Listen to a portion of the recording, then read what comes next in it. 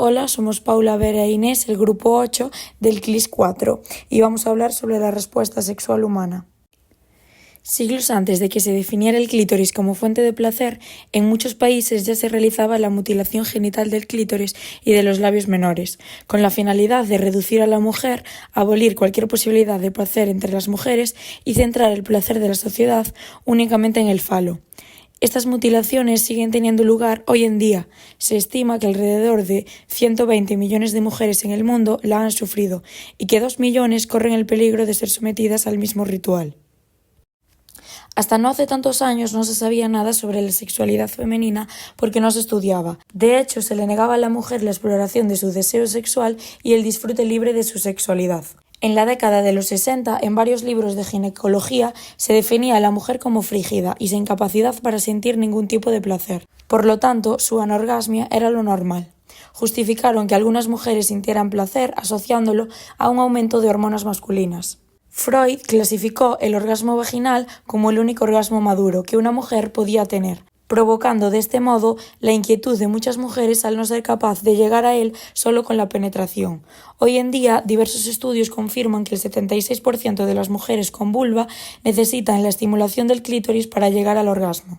En el lado opuesto de la mujer frígida se encontraba la mujer que sí sentía placer y deseo de mantener relaciones sexuales, clasificada como puta, ya que las mujeres no deberían sentir placer, sino estar subordinadas a los deseos de su pareja. Masters y Johnson, de los cuales hablaremos a continuación, describieron a finales de los 60 funcional y anatómicamente lo que sucede en el orgasmo masculino y femenino, descubriendo la posibilidad de que una mujer tenga varios orgasmos consecutivos durante una relación. Esta multiorgasmia femenina contrasta de manera significativa con el concepto de mujer como frígida. El ciclo de respuesta sexual engloba cambios estructurados que ocurren en el organismo física y psicológicamente. Los cambios actuales incluyen el deseo sexual, la excitación y el orgasmo. Masters y Virginia propusieron un modelo de 4 estados lineales en el ciclo de la respuesta sexual, basados en más de 10.000 cambios fisiológicos. Antes de adentrarnos en las 4 fases que definieron Masters y Johnson, debemos darle importancia a una fase que no está incluida en su modelo, que es la fase del deseo sexual. En esta existen diferencias entre hombres y mujeres, pero ambos comparten un origen psicológico esencial para activar la respuesta sexual. Esta fase es inducida por percepciones sensoriales, principalmente a través de la vista, que estimulan áreas del cerebro relacionadas con la fantasía y la imaginación, además de estimular la secreción de testosterona y la hormona luteinizante, las cuales incrementan el deseo sexual. Aunque en esta fase no ocurran cambios orgánicos muy evidentes, es una fase que debe ocurrir en la mayoría de los casos para dar pie a una actividad sexual. Las 4 fases sucesivas serían excitación, meseta, orgasmo y resolución. La primera fase, la excitación, es la respuesta sexual inicial. Está caracterizada por el incremento de la frecuencia cardíaca, frecuencia respiratoria y tensión arterial, además de un aumento en la tensión muscular, vasocongestión, aumento del flujo sanguíneo y erección de los pezones. Todos estos cambios siguen acompañados de la ruborización de la piel. En las mujeres, el aumento del flujo sanguíneo provoca el incremento del tamaño del clítoris, la congestión de los labios mayores y menores y del útero, provocando consecuentemente una elevación de la posición uterina.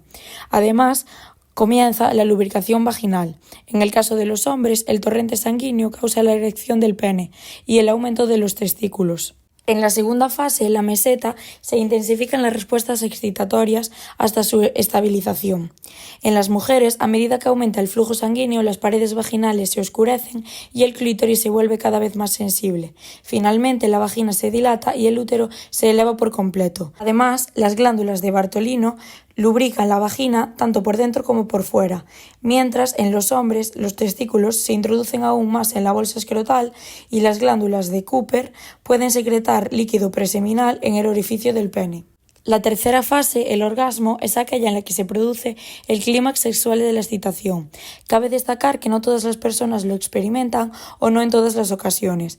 La característica más representativa de esta fase son las contracciones musculares involuntarias. Se crea una tensión muscular para después experimentar una sensación de alivio y relajación, que es un proceso conocido como resolución. En el caso de los hombres se produce la eyaculación. Se le denomina periodo refractario al tiempo que tardan en poder tener otro orgasmo.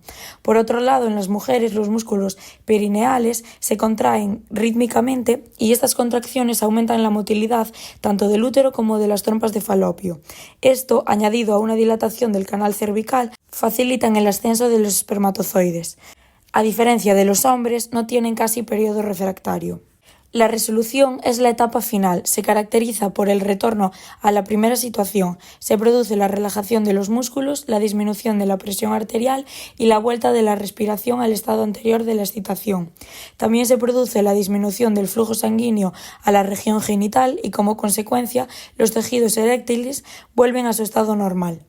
Masters y Johnson observaron una diferencia en el periodo refractario según el sexo. Por un lado, el de las mujeres suele ser más breve, pudiendo tener orgasmos sucesivos en un intervalo corto, mientras tanto, el de los hombres es mayor, siendo incapaces de llegar a un orgasmo inmediatamente sucesivo. Todos estos cambios son los que ocurren en nuestro organismo a nivel fisiológico cuando estamos realizando algún tipo de acto sexual. Por suerte, hoy en día esto está estudiado y es reconocido tanto para hombres como para mujeres. El éxito del acto sexual tanto masculino como femenino, se alcanza también gracias a la estimulación psicológica, no solo gracias a la estimulación sexual local. El deseo sexual aumenta a la vez que aumentan las hormonas sexuales. Cabe destacar que en el caso de las mujeres, este varía durante el ciclo menstrual, alcanzando su punto más álgido cuando se aproxima la ovulación, dada la elevada secreción de estrógenos durante el periodo preovulatorio. Es conocido que la mujer es ligeramente más fértil cuando la fecundación se produce a través de una relación sexual normal a cuando es inseminada artificialmente, lo cual demuestra que el orgasmo femenino tiene un papel en la fertilización. Existen algunas posibles razones que expliquen este fenómeno. Como bien hemos explicado anteriormente, durante el orgasmo, los músculos perineales de la mujer se contraen rítmicamente gracias a los reflejos de la médula espinal, los mismos que causan la eyaculación en los hombres. Estas contracciones aumentan la motilidad del útero y de las trompas de falopio, favoreciendo así el ascenso de los espermatozoides hacia el óvulo. Pero es importante aclarar que no hay demasiada información al respecto. Otro factor que favorece el ascenso de los espermatozoides es que el orgasmo produce una dilatación del canal cervical de hasta 30 minutos. En cuanto a las disfunciones sexuales, las más frecuentes son la falta de deseo, el deseo escaso o hipoactivo y la disfunción orgásmica.